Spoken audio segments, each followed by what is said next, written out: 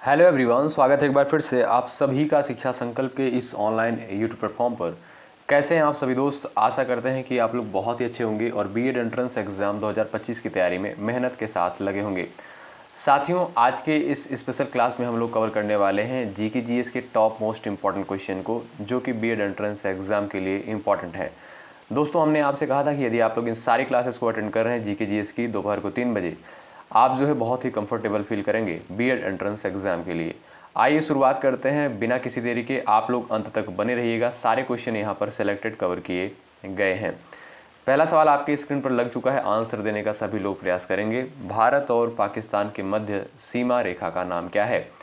सभी लोग आंसर देने का प्रयास करें। हर एक प्रश्न के लिए आपको 5 सेकंड का समय दिया जाएगा। चलिए, भारत और पाकिस्तान के मध्य सीमा रेखा का नाम क्या है? दोस्तों याद रखें, ऑप्शन नंबर बी करेक्ट हो जाएगा।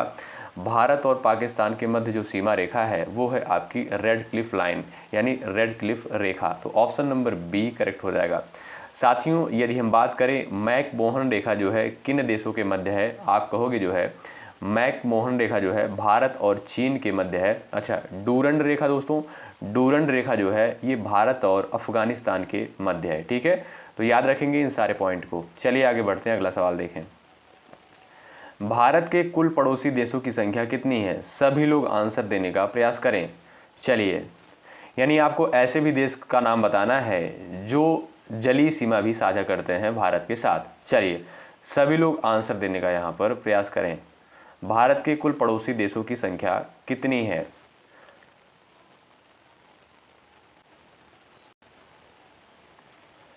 जो भी साथी ऑप्शन नंबर ए पर जा रहे हैं उनका जवाब बिल्कुल करेक्ट हो जाएगा। भारत के कुल पड़ोसी देशों की संख्या कितनी है दोस्तों? 9 है। अच्छा, कौन कौन से देश हैं ये भी आप लोग ध्यान रखिएगा, बड़ा ही इंपॉर्टेंट सवाल है दोस्तों। 7 देश ऐसे हैं जो भूमि सीमा साझा करते हैं। कौन कौन से देश हैं?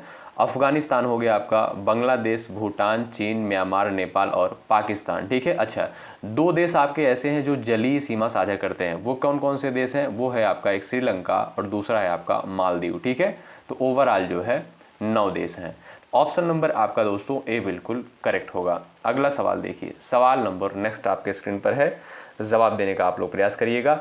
कर्क रेखा जो है कितने राज्यों से होकर गुजरती है? जवाब दीजिएगा। चलिए,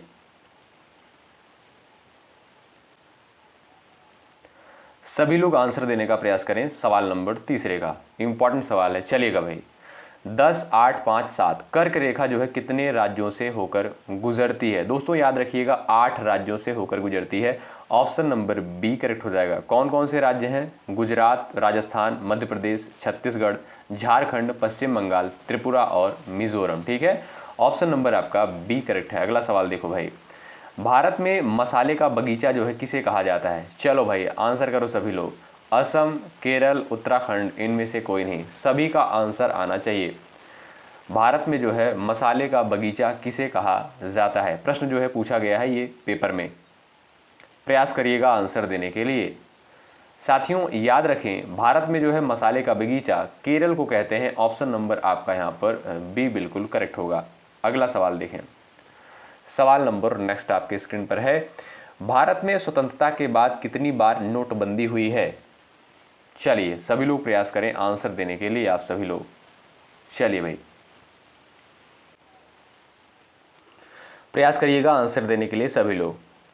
साथियों, भारत में जो है स्वतंत्रता के बाद कितनी बार नोटबंदी हुई थी? याद रखें, 2 बार। ऑप्शन नंबर आपका बी करेक्ट हो जाएगा। एक बार 1978 में, ठीक है, एक बार 1978 में और एक बार जो है 8 नवंबर 2016 को। ठीक है, अगर आपसे पूछा जाए कि भारत में कुल कितनी बार नोटबंदी हुई है, तब आप कहोगे 3 बार। ठीक है, एक बार 1946 में हुई थी और एक बार 1978 में और एक बार जो है आपका 8 नवंबर 2016 को। ठीक है भाई, लेकिन आपसे पूछ रहा है स्वतंत्रता के बाद, तब आप कहोगे 2 बार।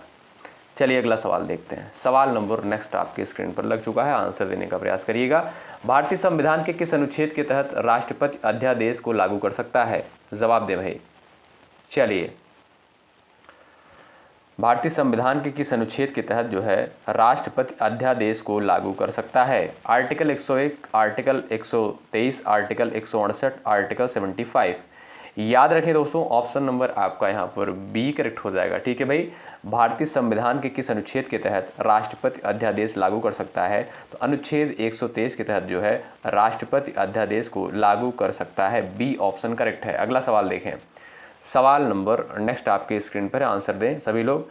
निम्नलिखित में से कौन सा भारत का पहला राज्य है जो भाषा के आधार पर बना? चलिए, भाषण की जगह आप लोग कर लीजिएगा भाषा। ठीक है दोस्तों, भाषा कर लीजिएगा इसको। सभी लोग आंसर देने का प्रयास करो भाई। चलिए,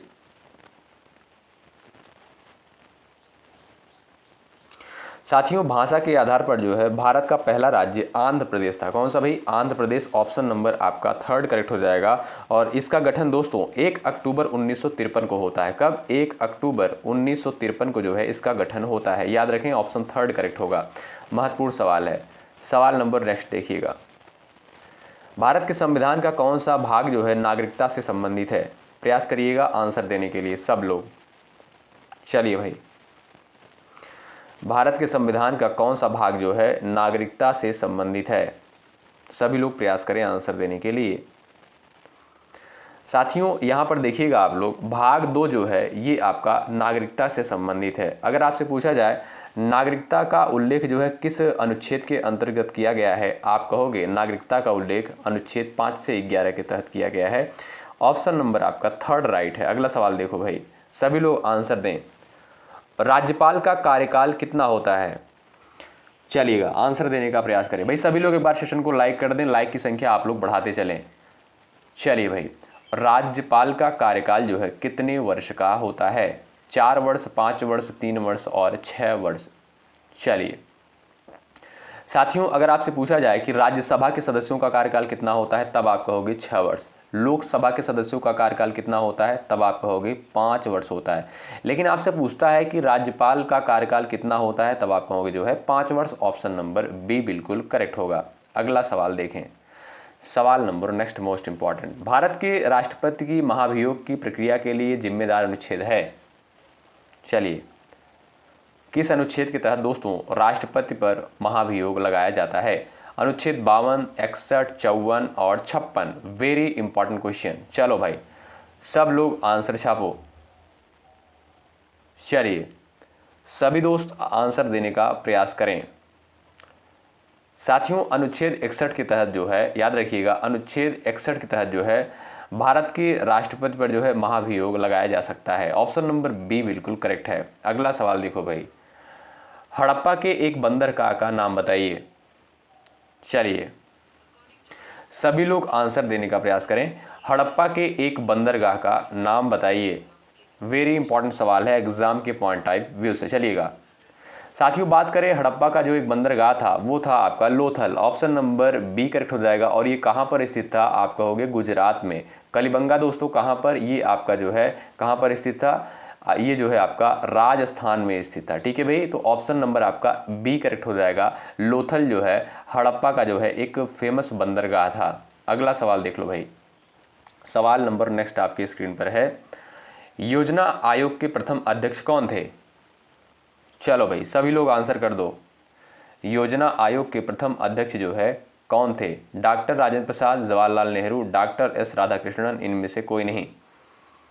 चलिए, सभी लोग आंसर देने का प्रयास करें।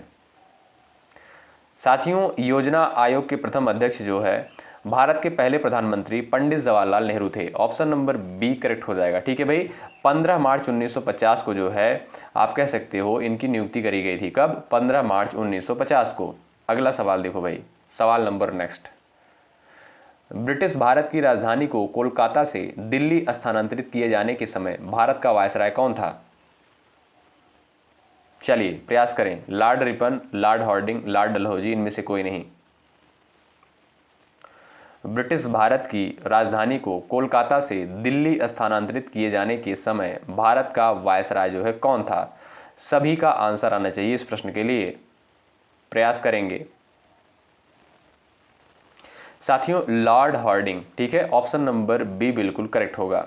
अगला सवाल देखो भाई, सानिया मिर्जा किस खेल से संबंधित हैं? थोड़ा स्पीड के साथ आप लोग आंसर करें जिससे कम समय में ये क्लास पूर्ण हो सके। चलिए, सानिया मिर्जा जो है किस खेल से संबंधित हैं?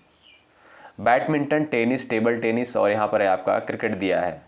चलो भाई सब लोग आंसर करो। दोस्तों याद रखिएगा आप लोग भाई, ध्यान रखें, सानिया मिर्जा जो है ये टेनिस से संबंधित है। ऑप्शन नंबर बी बिल्कुल चला जाएगा राइट आंसर। अगला सवाल देखिए भाई, सवाल नंबर नेक्स्ट। बिहार और नेपाल के मिथिला क्षेत्र में किस भारतीय चित्रकला का अभ्यास किया जाता है? चलिए भाई प्रयास करिएगा आंसर देने के लिए। मधुबनी चित्रकला, तंजौर कला, पट्टू चित्रकला और इनमें से कोई नहीं। बिहार और नेपाल के मिथिला क्षेत्र में किस भारतीय चित्रकला का अभ्यास किया जाता है? याद रखें साथियों, मधुबनी चित्रकला का। ऑप्शन नंबर ए बिल्कुल करेक्ट होगा। सवाल नंबर नेक्स्ट देखिएगा, निम्नलिखित में से कौन जो है संविधान सभा की प्रारूप समिति के अध्यक्ष थे? चलो भाई आंसर करो। बी आर अम्बेडकर, के एम मुंशी, डॉक्टर राजेंद्र प्रसाद, इनमें से कोई नहीं। फटाफट आंसर करें, इंपॉर्टेंट क्वेश्चन है परीक्षा के लिए। सारे क्वेश्चन दोस्तों सेलेक्टेड कवर किए गए हैं। बताओ भाई सब लोग आंसर करो। और भाई लाइक की संख्या नहीं बढ़ रही है, लाइक की संख्या आप लोग बढ़ाते चलो, ठीक है? लाइक की संख्या आप लोग बढ़ाते चलो। निम्नलिखित में से कौन जो है संविधान सभा की प्रारूप समिति के अध्यक्ष थे? दोस्तों आपका राइट आंसर यहाँ पर क्या होगा दोस्तों? ऑप्शन नंबर ए बिल्कुल करेक्ट हो जाएगा। बी आर अम्बेडकर जो थे ये संविधान सभा के प्रारूप समिति के अध्यक्ष थे। अगर बात की जाए अस्थायी अध्यक्ष कौन थे संविधान सभा के, तब आप कहोगे डॉक्टर राजेंद्र प्रसाद, ठीक है? ऑप्शन नंबर ए करेक्ट हो जाएगा, बी आर अम्बेडकर प्रारूप समिति के अध्यक्ष थे। अगला सवाल देखो भाई, इंडिका पुस्तक किसके द्वारा लिखी गई? चलो भाई सभी दोस्त आंसर छाप दो। इंडिका पुस्तक जो है किसके द्वारा लिखी गई? जवाब दें। मेगास्थनीज, ह्वेनसांग, फाहियान, इनमें से कोई नहीं। प्रयास करिएगा सभी लोग आंसर देने के लिए। इंडिका पुस्तक जो है किसके द्वारा लिखी गई थी? चलिए भाई दोस्तों मेगास्थनीज, ऑप्शन नंबर ए बिल्कुल करेक्ट हो जाएगा। ऑप्शन नंबर ए बिल्कुल राइट होगा। अगला सवाल देखो भाई, सवाल नंबर नेक्स्ट है, निम्नलिखित में से कौन जो है पूना सत्यशोधक समाज के संस्थापक थे? चलिए सत्यशोधक समाज के संस्थापक कौन थे? सभी लोग आंसर छाप दो भाई। ज्योतिबा फूले, महादेव गोविंद रनाडे, बाल गंगाधर तिलक, राम कृष्ण गोपाल भंडारकर। चलो सब लोग आंसर करो भाई फटाफट, स्पीड के साथ चलेंगे हम लोग। चलिए निम्नलिखित में से कौन जो है पूना सत्यशोधक समाज के संस्थापक थे? ऑप्शन नंबर ए करेक्ट हो जाएगा, Jyotiba Phule, A option right है। अगला सवाल देखो भाई, नेक्स्ट क्वेश्चन, रणजी ट्रॉफी निम्नलिखित में से किस खेल से संबंधित है? चलिए सभी दोस्त प्रयास करें आंसर देने के लिए। Football, cricket, kabaddi, tennis. चलिए रणजी ट्रॉफी निम्नलिखित में से किस खेल से संबंधित है? आप सभी को पता होगा, बिल्कुल सिंपल सा क्वेश्चन है। ये आपका जो है क्रिकेट से संबंधित है दोस्तों। आपका ऑप्शन नंबर बी चला जाएगा राइट आंसर। जो भी साथी चैनल पर नए हैं, बीएड एंट्रेंस एग्जाम की तैयारी कर रहे हैं, आप किसी भी स्टेट से हैं, शिक्षा संकल्प के इस यूट्यूब प्लेटफॉर्म से आप लोग जरूर जुड़ें। सब्सक्राइब करके बेल आइकन को अवश्य प्रेस कर लीजिएगा, निश्चित रूप से यहाँ से आपको हेल्प मिलेगी। सवाल नंबर आपका 20 है, जवाब देने का आप लोग प्रयास करें। बिहार में व्यक्तिगत सत्याग्रह का पहला सत्याग्रही निम्नलिखित में से कौन था? चलिए सभी लोग वही प्रयास करो आंसर देने के लिए, सभी का आंसर आना चाहिए प्रश्न के लिए। चलिए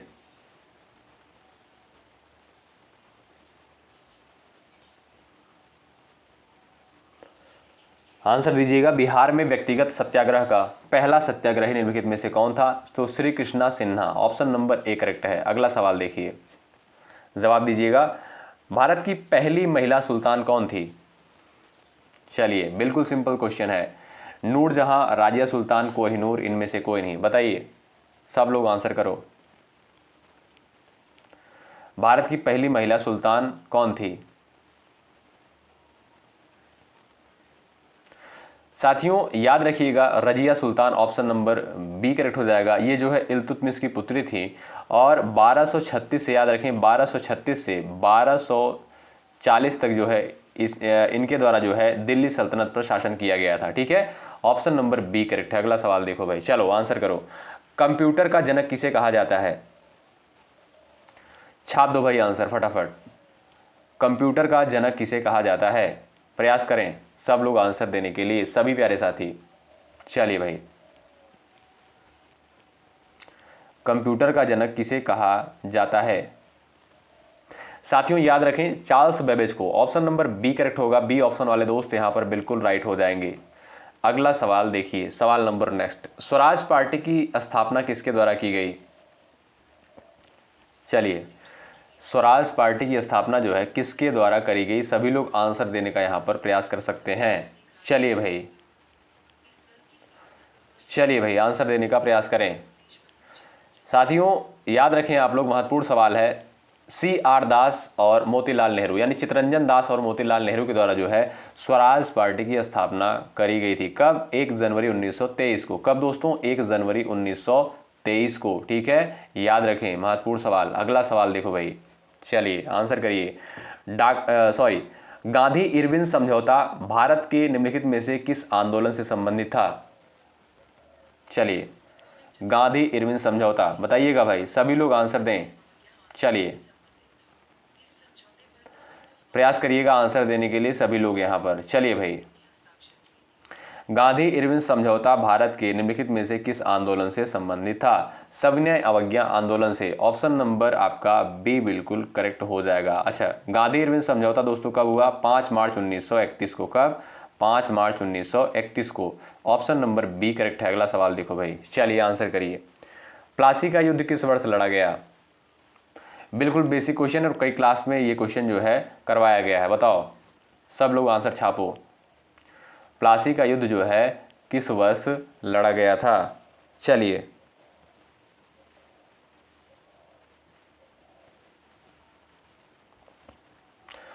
साथियों, 23 जून 1757 को। कब भाई? 23 जून 1757 को जो है प्लासी का युद्ध लड़ा गया। ऑप्शन नंबर आपका ए करेक्ट हो जाएगा। बक्सर का युद्ध कब हुआ? 1764 में। अगला सवाल देखो भाई, चलिए सवाल नंबर नेक्स्ट, महात्मा गांधी द्वारा शुरू किया गया पहला जन आंदोलन कौन सा था? प्रयास करें। महात्मा गांधी द्वारा शुरू किया गया पहला जन आंदोलन कौन सा था? भारत छोड़ो आंदोलन, असहयोग आंदोलन, नील आंदोलन, इनमें से कोई नहीं।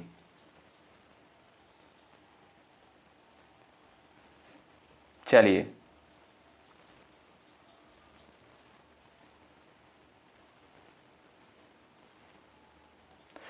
जो भी साथी ऑप्शन नंबर बी पर जा रहे हैं उनका जवाब बिल्कुल करेक्ट है, असहयोग आंदोलन। ठीक है भाई, ऑप्शन नंबर आपका यहां पर बी बिल्कुल करेक्ट होगा, असहयोग आंदोलन। चलिए नेक्स्ट क्वेश्चन देखें भाई, और अगर आपसे पूछा जाए ये जो है इसकी शुरुआत कब हुई? 1 अगस्त 1920 से। कब?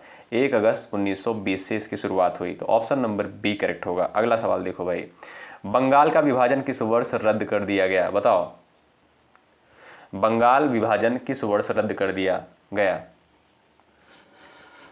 प्रयास करेंगे सभी दोस्त आंसर देने के लिए।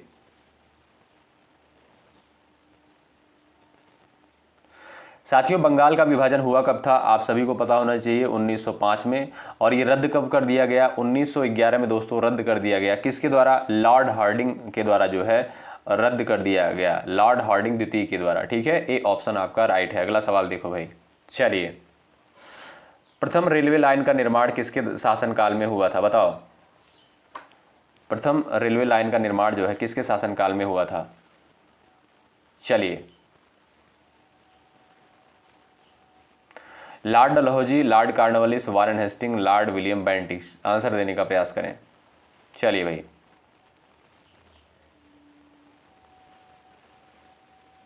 साथियों भारतीय नागरिक सेवा का जनक किसे कहा जाता है, यानी सिविल सर्विस का जनक किसे कहा जाता है? कॉर्नवालिस को कहा जाता है। ठीक है, तो प्रथम रेलवे लाइन का निर्माण किसके शासनकाल में हुआ था? लॉर्ड डलहौजी के शासनकाल में। ए ऑप्शन आपका यहां पर करेक्ट है। अगला सवाल देखो भाई, चलिए जैन परंपरा के अनुसार जैन धर्म के कुल कितने तीर्थंकर हुए?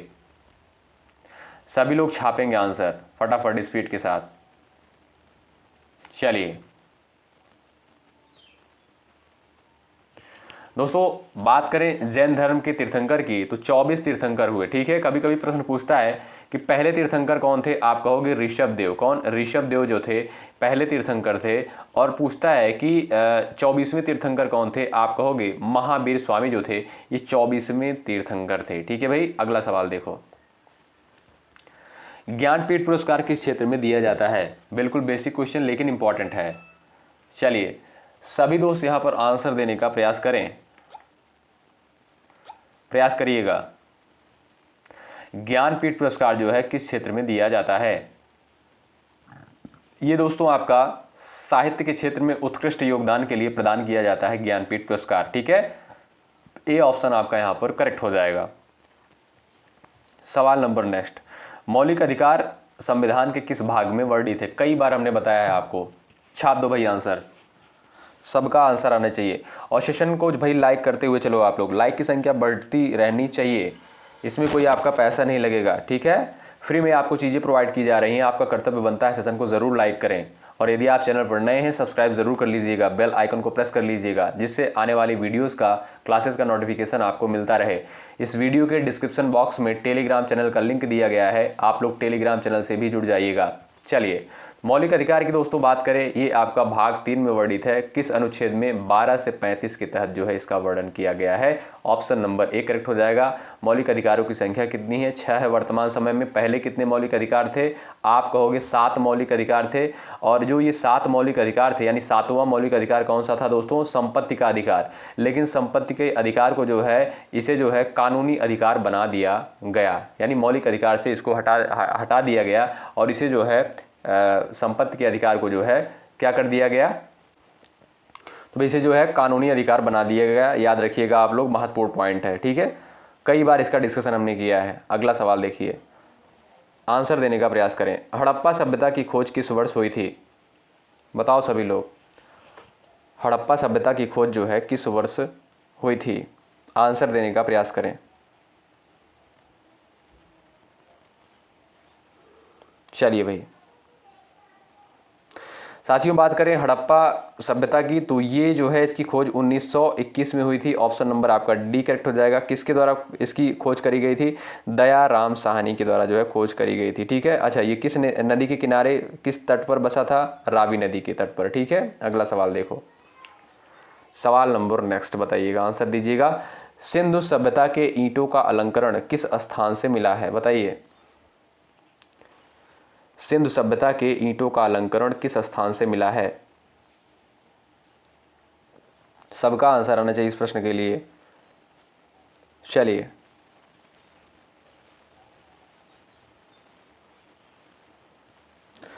कालीबंगा, मोहनजोदड़ो, लोथल। लोथल दोस्तों ये आपका गुजरात में है, कालीबंगा ये आपका राजस्थान में है, और ये आपका ऑप्शन नंबर ए करेक्ट हो जाएगा। सिंधु सभ्यता के ईंटों का अलंकरण जो है कालीबंगा से प्राप्त होता है। आपका ए ऑप्शन बिल्कुल राइट है। अगला सवाल देखिए, आंसर दीजिएगा। गुप्त वंश का संस्थापक कौन था? बताओ सभी लोग, आंसर कर दो। गुप्त वंश का संस्थापक कौन था? सबका आंसर आना चाहिए। चलिए प्रयास करिएगा साथियों। चंद्रगुप्त प्रथम को जो है गुप्त वंश का संस्थापक माना जाता है। किसे? चंद्रगुप्त प्रथम को। आपका ए ऑप्शन करेक्ट है। अगला सवाल देखिए, 1857 का विद्रोह कहां से प्रारंभ हुआ था? चलिए, दिल्ली से, मेरठ से, झांसी से, कानपुर से। बिल्कुल बेसिक क्वेश्चन है। चलिए भाई साथियों, आप सभी को पता है जो 1857 का विद्रोह था, इसे जो है विद्रोह कहीं कहीं कहा जाता है, कहीं कहीं सिपाही विद्रोह कहा जाता है। ठीक है, और इसे स्वतंत्रता संग्राम भी कहा जाता है, प्रथम स्वतंत्रता संग्राम। तो ये कहाँ से शुरू हुआ था भाई? मेरठ की छावनी से। ऑप्शन नंबर आपका बी करेक्ट होगा। अगला सवाल देखिए, सवाल नंबर नेक्स्ट। 1857 के विद्रोह के समय भारत का गवर्नर जनरल कौन था? चलिए प्रयास करिए। 1857 के विद्रोह के समय भारत का गवर्नर जनरल कौन था? मोस्ट इंपॉर्टेंट सवाल। Lord Dalhousie, William Bentinck, Canning, इनमें से कोई नहीं। चलिए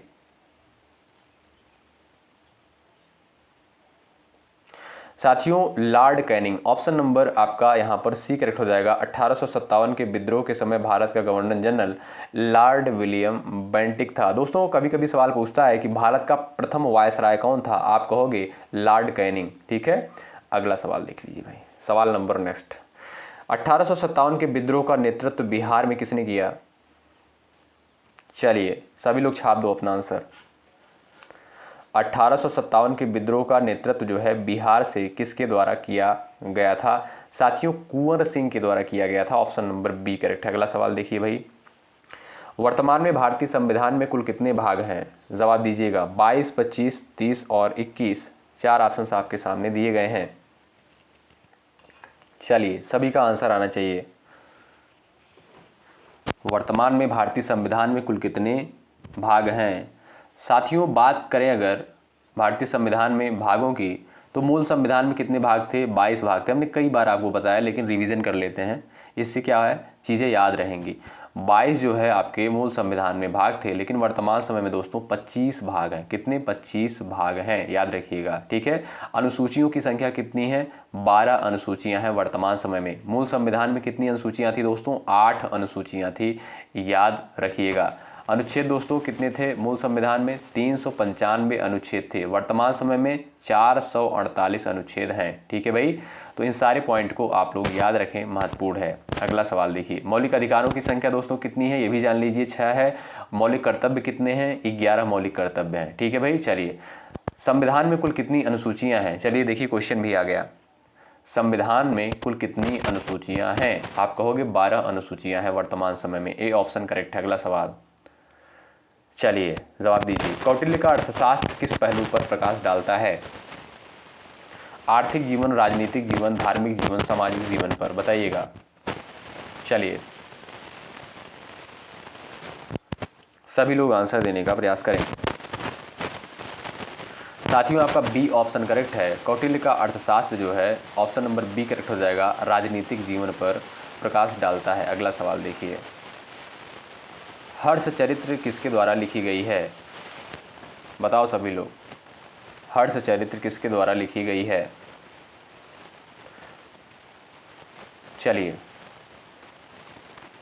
ये दोस्तों आपका बाणभट्ट के द्वारा लिखी गई है। ऑप्शन नंबर आपका बी बिल्कुल राइट है। अगला सवाल देखिए। चलिए, महाभाष्य के रचनाकार कौन है? बताइए। चलिए, सभी लोग आंसर देने का प्रयास करें। महाभाष्य के जो है रचनाकार कौन है? कौटिल्य, पतंजलि, कालिदास, भारवी। ऑप्शन नंबर दोस्तों बी करेक्ट हो जाएगा। महाभाष्य के रचनाकार हैं Patanjali. Option number B correct है। कल्हड़ की पुस्तक का नाम क्या है? बताएं। चलिए, कल्हड़ की पुस्तक का नाम क्या है? सब लोग आंसर देने का प्रयास कर दें, सभी साथी। और भाई, लाइक की संख्या नहीं बढ़ रही है, बढ़ाते चलो आप लोग, ठीक है। चलिए, कल्हड़ की पुस्तक का नाम क्या है? साथियों, आप सभी को पता है, Rajatarangini. Option number D correct हो जाएगा। कल्हड़ की पुस्तक का नाम क्या है? राजतरंगड़ी। और साथियों, राजतरंगड़ी पुस्तक में जो है जम्मू कश्मीर के इतिहास के बारे में जो है जानकारी प्राप्त होती है। डी ऑप्शन करेक्ट है। अगला सवाल देखो भाई, यात्री इब्न बतूता कहाँ से आया था? बताओ भाई। चलिए, यात्री इब्न बतूता कहाँ से आया था? मोरक्को, फारस, तुर्की, मध्य एशिया से। सभी लोग आंसर दें। चलिए साथियों, यात्री इब्न बतूता जो है, ये जो है मोरक्को से आया था। ऑप्शन नंबर ए बिल्कुल राइट हो जाएगा। साथियों, इस सेशन में हमने 44 क्वेश्चंस को कवर किया है, जो कि एग्जाम के लिए इंपॉर्टेंट है, याद रखिएगा। और इस क्लास को आप लोग बेहतर तरीके से करें, जो क्लास आपको 3 बजे दोपहर को प्रोवाइड करी जाती है जीके जीएस की, ठीक है। बहुत इंपॉर्टेंट सेशन होता है एग्जाम के दृष्टिकोण से। जो भी चीज़ें कवर की जा रही हैं, सिलेबस के अकॉर्डिंग ही कवर की जा रही हैं, ठीक है। तो आप लोग इन सारी चीज़ों को बेहतर तरीके से करें। बताएं आप लोग कि आपने इन 44 प्रश्नों में से कितने प्रश्नों को बिल्कुल राइट किया है। अच्छा, जो क्लास की टाइमिंग होती है 11:30 बजे होती है, उसके बाद 3 बजे, उसके बाद रात को 8:30 बजे सामान्य हिंदी की स्पेशल क्लास होती है। उसमें जुड़ना बिल्कुल मत भूलिएगा, ठीक है। ये क्लास आपको कैसी लगती है, एक बार अपना रिव्यू ज़रूर बताएं। इससे हमें भी मोटिवेशन मिलता है, आपके लिए बेहतर करने का प्रयास जारी रहता है हमेशा, ठीक है। तो इसी तरीके से आप लोग शिक्षा संकल्प के इस ऑनलाइन यूट्यूब प्लेटफॉर्म पर बने रहें, जुड़े रहें, आपको बिल्कुल यहाँ से हेल्प मिलेगी। हमारी तरफ से पूरी कोशिश की जा रही है, बस आपका सहयोग इसी तरीके से बना रहना चाहिए, ठीक है भाई। मेहनत करते रहें, लगातार लगे रहें, खूब प्रैक्टिस करें। जो भी टॉपिक आपका क्लियर नहीं हो, पढ़ते रहें, मेहनत के साथ खूब प्रैक्टिस करते रहें। बहुत बहुत शुक्रिया अंत तक बने रहने के लिए। मिलते हैं आपसे नेक्स्ट क्लास में, तब तक के लिए बाय बाय, टेक केयर। जय हिंद, जय भारत।